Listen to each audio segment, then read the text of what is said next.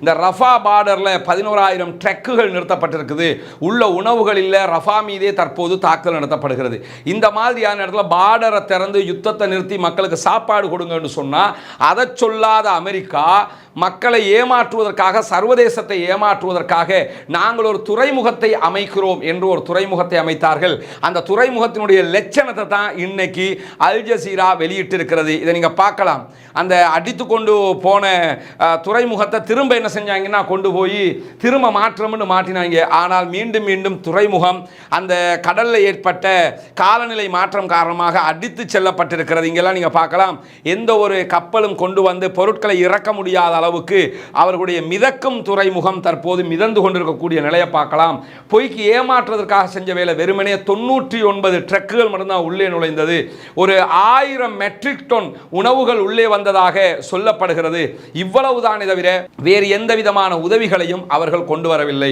North காசாவுக்கு தேவையான ஒரு நாளைக்கு குறைந்தது 400 ட்ரக்லையாவது உணவு வரணும்.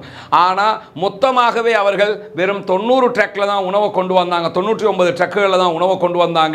அதற்கு பிறகு எந்த விதமான உணவுகளும் உள்ளே வரவில்லை. அவர்கள் இந்த போர்ட்டை ஆரம்பித்து வெறும் 1 வீக்ல போர்ட் நாசமாகிவிட்டது. எனவே இது கண் துடைப்புக்கு செய்த வேலை. உலகமே ஏமாத்துதுங்க அந்த மக்களை.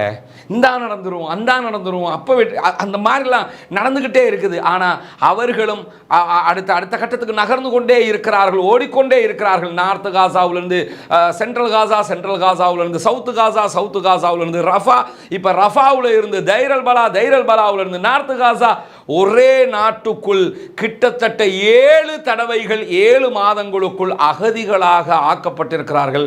காசாவினுடைய அப்பாவி பொதுமக்கள் என்பதுதான் இங்கே சகிக்க முடியாத ஒரு நிலையாக இருக்கிறது என்பதை நாம் கவனிக்க கடமைப்பட்டிருக்கிறோம். இன்னும் சொல்ல போனால் இந்த மாதிரியான ஒரு நேரத்தில் தான் நமக்கெல்லாம் தெரியும், பாலஸ்தீனத்தில் இருக்கக்கூடிய பாலஸ்தீன விடுதலை இயக்கமாக இருக்கிற ஹமாஸாக இருந்தாலும் அங்கே இருக்கக்கூடிய கிட்டத்தட்ட 14 போராளி குழுக்கள் இஸ்ரேலுடைய இந்த கொடூர வக்கிர தாக்குதலுக்கு எதிரான பயங்கரமான முன்னெடுப்புகளை முன்னெடுத்து வருகிறார்கள்.